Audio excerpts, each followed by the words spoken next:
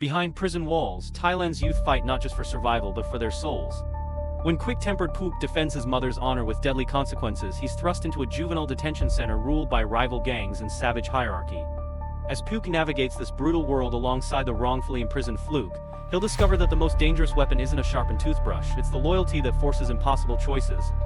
Hit subscribe now for this award-winning Thai prison drama that exposes the raw reality of a system that creates more monsters than it reforms.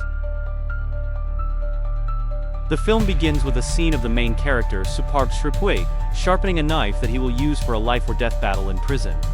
Who is he? And why did he end up in prison? To understand this, let's first look back at Puek's childhood. Puek is the only son in his family. He lives with his mother, a drug dealer. He has a female classmate named Par who becomes his childhood playmate. Puek always feels embarrassed about his mother's occupation as a drug dealer, but at the same time, he deeply cares for his mother who constantly sacrifices for him. He gets angry whenever someone speaks ill of his mother. Now our story advances to when Puek is grown up. His mother was sentenced 25 years in jail for drugs trafficking. He resides in Thonburi area, which is a haven for criminals and people with low morals. The environment here is extremely unsafe. Nevertheless, Puek walks around nonchalantly without paying attention to his surroundings. Puek pauses briefly at his regular stall to purchase a drink. At that moment, he is mocked by two thugs who are casually playing billiards at the stall. Puek's emotions are triggered because the thugs insult his mother and he pulls out a knife to stab them. At that point, Par arrives to stop the fight and advises Puek not to be provoked. However, when the thug utters excessively offensive words about Puek's mother, Puek got angry and shoot him death. And that's how Puek initially entered the juvenile detention center. Now the story shifts to when Puek and a gay man named Fluke are being escorted to prison. They meet the prison guard, who arranges the cells where they will be detained. Before they are placed in their cells, the prison guard advises Fluke not to behave effeminately inside the prison. He also teaches Puek a lesson for being too defiant. Puek will face difficult times in prison if his attitude remains challenging. The guard then calls two inmates, Beer and Boy. Beer intimidates them, demanding Puek's jewelry bracelet and pants. Then he warns him to be careful, as this is only his first day in this prison. In this prison there are two major rival gangs. One gang is led by Beer and Boy, and the other is headed by Bung and Farang. They are then given buzz cuts by Boy. Fluke, who is gay, cries because he dislikes it and is afraid of having his hair completely shaved. After finishing the haircut, they are taken to a cell where they will stay with other inmates. This cell is controlled by Beer and his followers. Beer, who is homosexual, instructs Boy to offer Puek and Fluke, who are new inmates, to become outlets for his desires while in prison. He guarantees that if they agree to serve him, they won't be passed around to satisfy the desires of other inmates.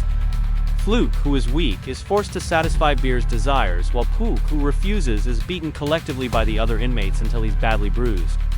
The next day, Puek, who is battered after being beaten by the inmates, can't get up early for breakfast.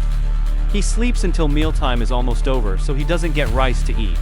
When he arrives at the dining hall, he becomes the center of attention for all inmates because of his injuries. Puek asks the prison cook to give him whatever is left. When he wants to take some vegetables, the cook only gives him a little while giving him a warning not to be too defiant here. Boy, who has disliked Puek from the beginning, approaches him and kicks Puek's plate. He provokes him to get angry and fight, but Puek controls his emotions and picks up the food that has fallen to the floor. While bathing, Puek is approached by Beer, who provokes him again, ordering him to kneel to show submission, telling him to fold his hands behind his back. Puek is then made a kicking target by Beer. Beer even orders Fluke to kick him too. However, Fluke doesn't have the heart and only gives a small kick. This time it's Boy's turn. But before kicking, Boy provokes Puek by saying bad things about his mother. Puek gets angry and blocks Boy's kick, causing Boy pain. Other inmates seeing this immediately move and beat Puek. Puek remembers his childhood when he earned money by competing in Muay Thai fights at night markets. There it's shown that Puek's nature since childhood has been not daring to retaliate, so he often becomes a bullying target. After fighting, Puek tells his mother that he doesn't want to use money from drug sales for his life.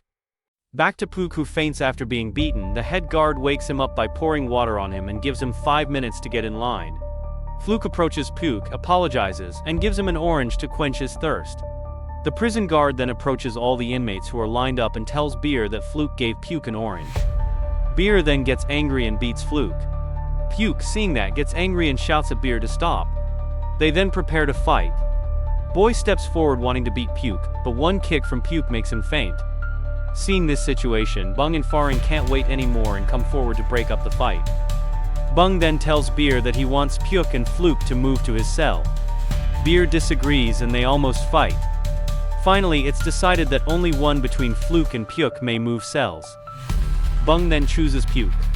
The head guard then intervenes and disperses them.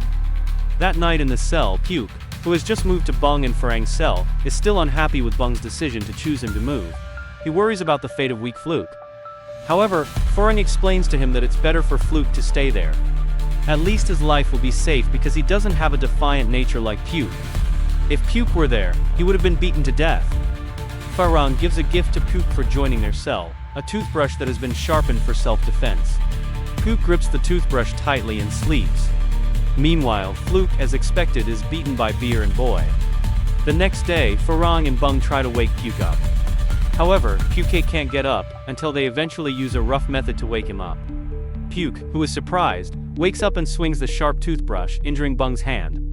In his new cell and with new friends, Puek begins to feel comfort and friendship, so his heart slowly opens up and he starts to laugh and blend in.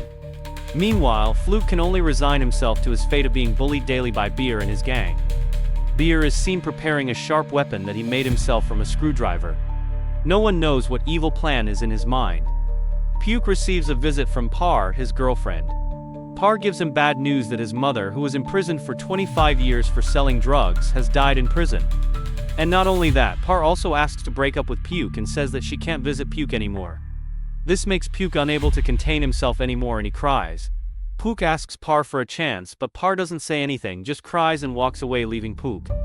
Meanwhile, Bung also receives a visit from his father. His father tells him to behave well, so he can get a pardon to get out of prison earlier. However, Bung doesn't like his father's plan to send him to live with their relatives later. When walking back to the cell, Puek sees Beer and his gang bullying Farang. Beer manages to knock Farang down and is about to stab him. But the prison guard blows a whistle and stops them. Then orders everyone to lie on the floor with their hands facing up. Bung chooses to lie down next to Beer, and because he's already fed up with Beer's behavior, Bung challenges him to a war. That night, Boy wakes Fluke up and tells him to stand up because Beer no longer wants Fluke. Boy then asks Beer if Fluke can satisfy his desires. Fluke bravely challenges and spits at Boy, making Boy even angrier, and rapes him in the toilet. The inmates in that cell watch and take turns assaulting Fluke. Fluke cries and remembers how all this began. He was actually a victim of wrongful arrest. He wasn't a drug dealer, but his boyfriend, Tub, was. When they were being intimate, Tub received a phone call informing him that the police knew of his whereabouts and the drugs he kept in that room. The police raid the boarding room where Fluke and Tub live, and they find drugs stored there. Fluke cries and says that those aren't his drugs, but the police don't believe him and still arrest him. The next day, while having breakfast in the dining room, suddenly Fluke takes the food that Puek and his friends are eating. Puek is angry seeing Fluke's behavior. However, after seeing Fluke vomiting blood due to poisoning, they realize that the food has been poisoned by Beer with iron powder that he crushed last night. Coincidentally, Fluke was there and knew about it, so he sacrificed himself to save Puek. Puek in his anger then attacks Beer's table and his companions. But he is held back by Bung. Bung then challenges Beer to settle this all next Saturday. The awaited day arrives. They all dress completely and prepare to wait for Beer and his companions. Beer and his companions appear. The fight begins. In the middle of the fight, Bung, who is facing Beer, is stabbed twice by Beer. Suddenly the guard's whistle blows and all the guards come out to stop the fight. The guards beat them. Then order all inmates to return to their cells and lock them. The head guard will process them on Monday.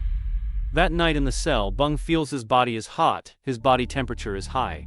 They check his body, and find there is an infected wound from the fight earlier. They call the guards, but there are no guards on duty. They try various ways to help him, including reopening the wound. But it's too late. This wound must be treated with antibiotics. However, there are no guards on duty, so Bung's life cannot be saved. Puek and Farang can only accompany Bung by his side, watching their friend die slowly. Bung's death makes his father very sad.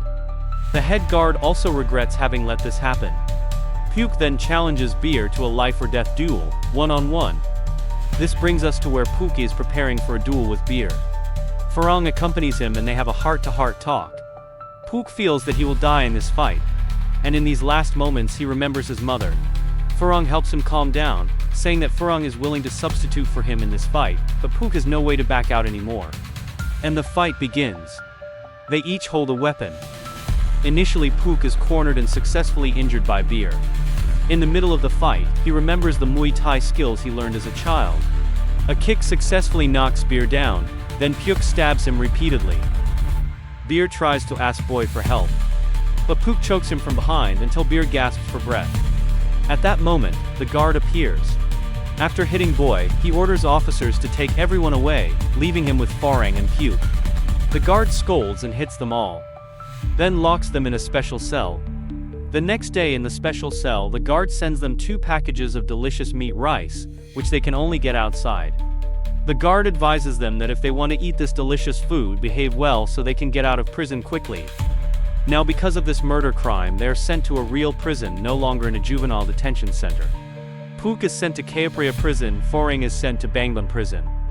Puek and Phrong thank the head guard and they are escorted with different buses. At the last moment, they part with a nod of the head. Puek arrives at Kayaprea prison, and the guard there sees his challenging look, presses the cut wound on his hand, and says that he is now in his grasp. The film ends here. As Puek enters Kayaprea prison with defiance still burning in his eyes, we're left with the haunting reality that violence only breeds more violence. His journey shows how a single moment of rage can forever alter a life's path. What would you sacrifice to protect someone you love? Could you make the choices Puek faced? Share your thoughts in the comments below. If this raw look at Thailand's prison system moved you, hit that like button and subscribe for more powerful international films that never make it to mainstream platforms.